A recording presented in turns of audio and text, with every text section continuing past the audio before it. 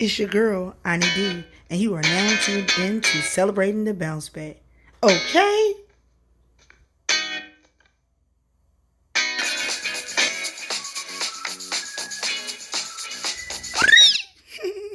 So, hey, it's your girl, Ani D, and you are now tuned in to Celebrating the Bounce Back. Today we have the lovely April B., the one-third of Coffee Productions, freelance writer, mother, journalist. Yes. Oh, we can't forget lover. Oh. Welcome aboard. Thank you so much. Today we are going to be talking about what it's like to be a teenage parent. But Okay. before we get into that, I just want to say thank you so much for coming here in this crazy weather. Woo, child. My edges. My edges. You're lucky I love you. You're a good place, that's why I had to reschedule. I appreciate it so much. Those of you who don't know, today is not one of our beautiful days here in Philadelphia. We have extreme flood storms or flood watch, and it's crazy. Yes, and it she is. treaded through all that weather after work to be here with me. Yes, ma'am. All right, so I thank you again. You're welcome. So let's get into it. So tell me, what was it like for you being a teenage parent? Well, it was tough. It was very it was very tough. That's the first word that comes to mind, tough, because I was pregnant at 16, had my son when I was 17, had my daughter when I was 19. So by the time I was 20, I was living on my own. I had the kids. I was a full-time college student. And it was a lot. It was a lot to process. I feel like it was happening all at once.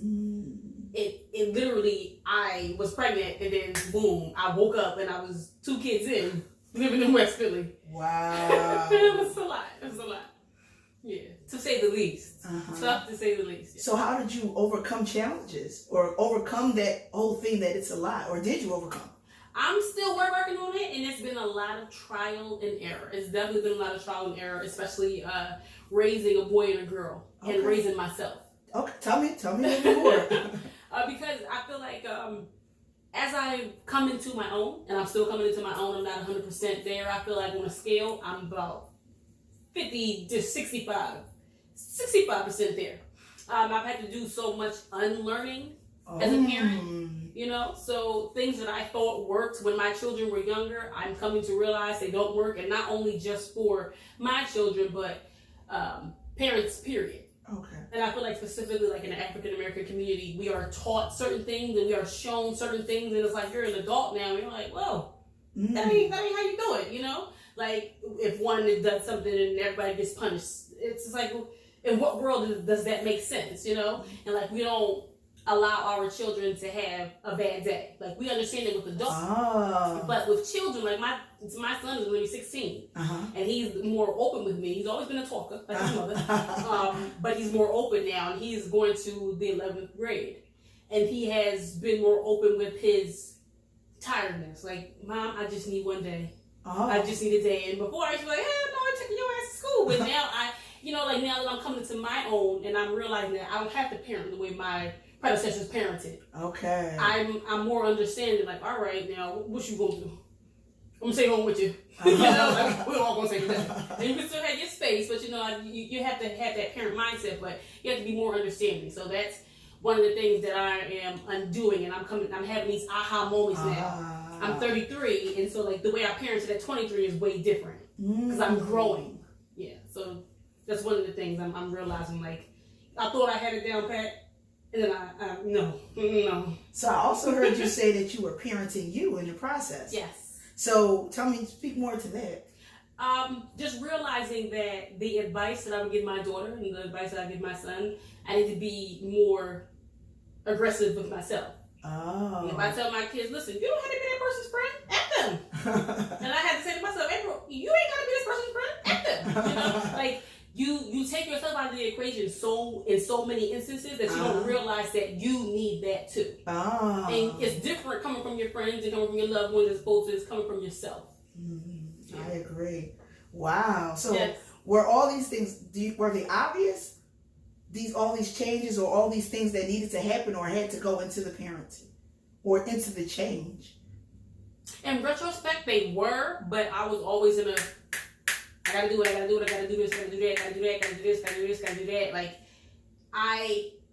should have seen these things, but it was a combination of me thinking I knew it because I've been through so much, coupled with the fact that, again, I was parented in a way that led me to believe that some of the things I was thinking were incorrect. And it took me to step outside of that and say, well, listen, the people that parented you, listen, people drop the ball, and you gotta pick it up and switch it up. Like this is you in your hands, and these are your children. So you gotta break that curse. You gotta break those chains. You gotta break that mindset. It's okay for them to have a day off. It's okay for them to discipline them physically. It's okay for them to express themselves. Because I feel like a lot of times before, like the last 2 years, I was not including my children in the decisions I was making. Okay. Looking for houses, vacations, things like that. I'm like, we're going to do what I say, and they're going to do what I say, and that's it. And it's like, no, you need to include these children in these decisions because they become adults and they don't have that voice. Yes. They don't have that voice to express themselves.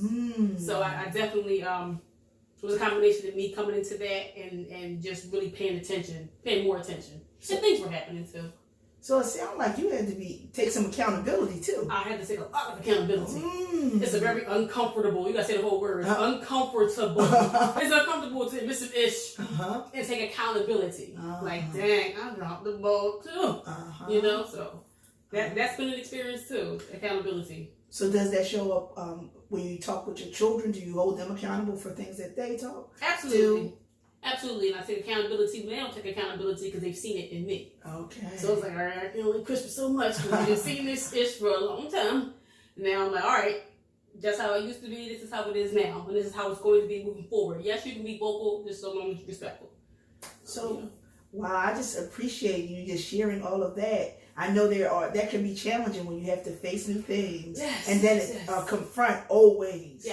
Yes. So in that, could you just tell me just a little bit more of your process of like how you got to this place and then what you are doing with all of that positivity and change and energy? It's a lot. I've been a parent for about 16 years now. So there was a lot of trial and error. Okay. So my son's going to be 16 in September.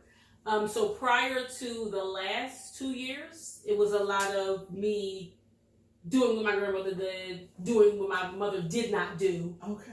And it's like, you know, I feel like we have a blueprint, and either we have something that we're going to do or something that we're not going to do. You know, so I was trying so hard not to be the parent that my mother was. I was still missing key elements of what I thought or what I still think a good parent should be. Okay. So I was trying to be more attentive to my children and give them more leeway and give them more activities and then try to include them in things. And I still was like, making it a little easier, too easy for them. Okay. Like chores and things like that. I'm just like, I'm gonna get it done myself. It's like my mother was nothing like that. My mom was like, y'all gonna do this, y'all gonna do that. And one of y'all do something, everybody's getting their butt beat, and that's just what it is. So it's like I was trying so hard not to be her that I was kind of like being her, but not completely. And the same with my grandma. Like I took everything that my grandmother said to heart, not realizing that was just the way she was. And I had to come out of that. There's a lot of that too. That's another show. But the last 16 years have shown me like it's trial and error and just like accountability. It's stick-to-itiveness. Like if you say you're gonna do something, you gotta stick to it. And even me coming into my own as a woman, as a young black woman in America, and that being my case, yes, I definitely had to come into my own so that I could be a benefit and not a hindrance to my children. Yeah. Wow. Yeah, there's a lot of trial and error, a lot of breaking down, a lot of crying, a lot of near-death experiences, like a lot of things that really made it. When I say near-death, I mean like I was putting off like going to the hospital, going to get checkups and stuff like that, and then I had a cyst that ruptured last year, and they ended up finding another cyst, and they were like, the good news is that you can eat, because I was in the hospital, and they were like, the bad news is you ain't going home tonight. And I said, what? Excuse me? Goodness. And they were like, yeah, there's another cyst, it's by the side of a golf ball, and we're going to do the surgery first thing in the morning. And I said, oh, shoot. And it's like, if I would have just, took care of myself instead of making sure I just took care of the kids and work and the bills and stuff like that, then I feel like I would have caught that in time. Yes, I was getting the annuals and the physicals, but I feel like I should have had a more invasive procedure after I had a cyst rupture about 10 years ago, and I just let it go. Okay. I should have stayed on top of it. I'm like, oh, well, if it happens, it happens. It wasn't that bad. it could have been really bad. All right. That's why I say it's like a lot of trial and error. It's a lot of accountability. It's a lot of like that experience really opened my eyes. Like, oh snap! Like, sis could have checked. Yes. So scary. Yes. And then you got the kids and you got yourself, and so from that, it was like, yo, I make all my doctor's appointments, making all my physical appointments, just checking my blood pressure, just cutting back on the meat. Like I changed my diet. Definitely like took the meat out. Cut back on all the sugar.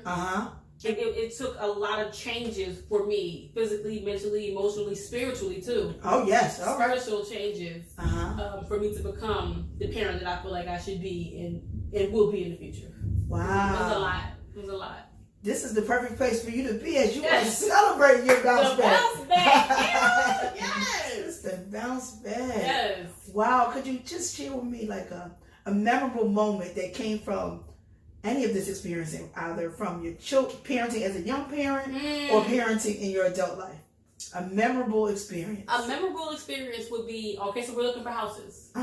And so this is now? This is now. Okay. This is now. We're looking for houses, and my son is like, Mom, I'm so proud of you. Oh. He said, this is like, I feel like it's too good to be true because we've been through so much, and you're really getting it together now. Like we getting extra money for Christmas. You got extra money in your pocket, and we looking for houses, and it's like, and that made us a terrible. To hear my son say like, yo, to see you smile like that, Mom, that just lights my heart up. And I was like, oh, that's my favorite boy. That's my boy. And it's like no greater feeling than having your children express that sincere gratitude, those sincere feelings and that gratitude. Yes, it was like, oh my God, Chandler B. Shut your mouth. Praising your mother like that. I was so happy. But it was just like, yes, April, like you have come so far. So anytime you feel like, you know, the rug has been snatched beneath you, know there's another rug coming. There's another, opportunity coming that's going to be bigger and better. It's going to be comfier. Toes is going to be plush in this rug, so don't get so worked up and hung up on the bad. Because nothing lasts forever. It's all temporary. That was a great moment. I'm going to smile and think about it. Wow. Boy. The energy is definitely in the room. Yes. I feel it too. I'm like hot. Yes. That's good. That is good. So tell me I know in your process these kind of things kind of just happen and the change comes about. But what really, or do you know, what was it in you that really compelled you to really follow through? Because you could have said, this is too hard, I'm done. Definitely the way I was raised. Definitely my childhood. My childhood was rough. I know people have been through worse, but that does not take away from the severity of how we were raised and just the lack of guidance. Like I look at 15-year-old April and I'm like, yo, you knew you was gonna make it, cousin. You knew it. Sus. You knew you was gonna be somebody. You just didn't know you were gonna take this path. The 15-year-old April wasn't thinking about no baby. She was babysitting, trying to get her little money here and there, stalking CVS when she turned 16. Like, in a couple months I'm gonna be here. So can you just get comfortable with my name? My name is April. Hi, how are you? You went to CVS? I did. I went to CVS every day and I stalked them until I turned 16. And I turned 16 and I was like, I'm 16. Do you have any applications available? Because I really like a job. I need some money. So it was like she knew she was going to be someone. Even 19-year-old April. In my senior yearbook I wrote, I'm going to be a homeowner, a journalist, and a mother. No, a wife. So I got two of them down. I'm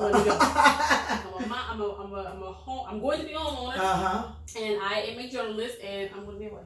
And I was 19-year-old April, like, yo, sus is going to be straight. Her mental, her spiritual, emotional, like she just, but she just knew it. So it was like a lot of times I look back and I'm like, that's what's kept me going. And I feel like kids need you at different stages in their lives, but they need you the most in their prime. And I feel like the prime of your life is like your late 20s, early 30s, because you're coming into your own.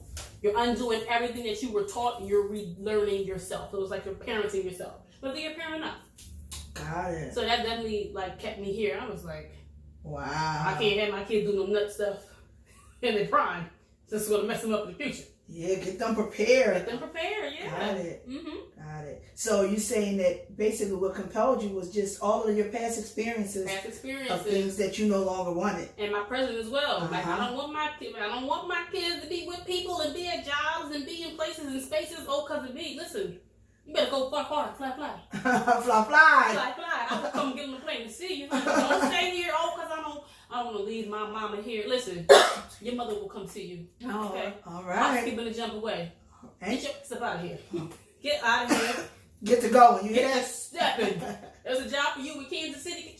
I ain't on the plane to you when you get situated. Write me. With love. Skype me. Yes, write me, Skype me. Call me, beat me. If you want to reach me. Impossible. But you can go. Because it's possible for you to go. You know, I just see my friends and I see young April and I'm like, nah, sus, you got to keep going.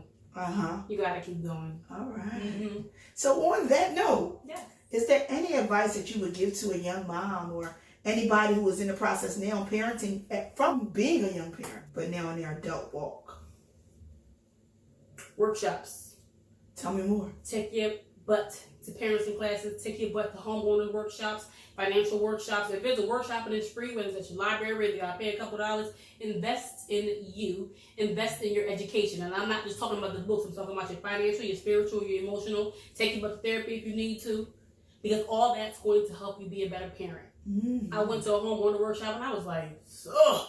Could you plug where was the homeowner? Oh, Northwestern Counseling Services, right there on Broad Street, by the Pizza Hut and the CVS in Philly, 66 in Broad. And I went to that workshop. What's it called? It's called Northwest Counseling Services. And what it is a program that's affiliated with the Philadelphia First Home. So it's a 6-hour workshop, but it's well worth it. Okay. And they basically just prep you. They teach you about the difference between FHA and the conventional loans and how to balance your checkbooks and budgets and things of that nature to prepare you for home ownership. Okay. And the city right now is giving away 6% or $10,000 towards your down payment and closing costs. Okay, if you hear that, yeah, Northwest Counseling Center? Northwest Counseling Services. That's just one in the city. You can find a counseling service in your neighborhood. You attend the workshop and then you do your one-on-one. And as you search for houses, you link up with your counselor. And then once you are under contract with a house, 30 days, they'll have the money for you. Oh, wow. Yes, Thank you. Thank you. So I'll definitely tell the parents, educate yourself. Okay. Is there anything specific about your journey or your walk that if you could drop a gem to somebody else, you would? Well, say no. Say no to. When you feel like saying no, say that. Say it. And when you want to say yes, say yes. And definitely do not worry about what people think of you. Because a lot of the time, when I say 99.9%, we talking about Maury, you are the father statuses. People will tell you not to do something because they're afraid to do it. Or because they're afraid of how you will look. And that it'd be a whole bunch of malarkey. Putting their fears on you. Putting their fears on you. Yes. Because they don't want to see you succeed because they tried it or they're afraid that you might fail. And some people be meaning well, but they still hold you back. Do what you want to do. I'd rather you say, I wish I wouldn't have, as opposed to I wish I would have. Yep. Thank you. You Well, I thank you, my lady. But before I let you go, I can't let you go without dropping the main drip. Oh, come on now. Drop the sauce. So tell me just that end piece. I don't even need to introduce it. You just talk.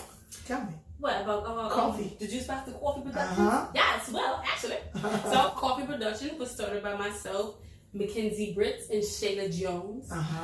We felt like there was not enough representation in media. Yes. So we decided to come up with coffee production to stay fully collaborative. So it's Co-5, and you pronounce it coffee. So we are 3 sisters that are trying to start a radio station. Get an FM dial. They call the whole money. So if y'all want to donate, y'all can donate. No, but seriously, like we right now we just got our LLC. We're looking for a building.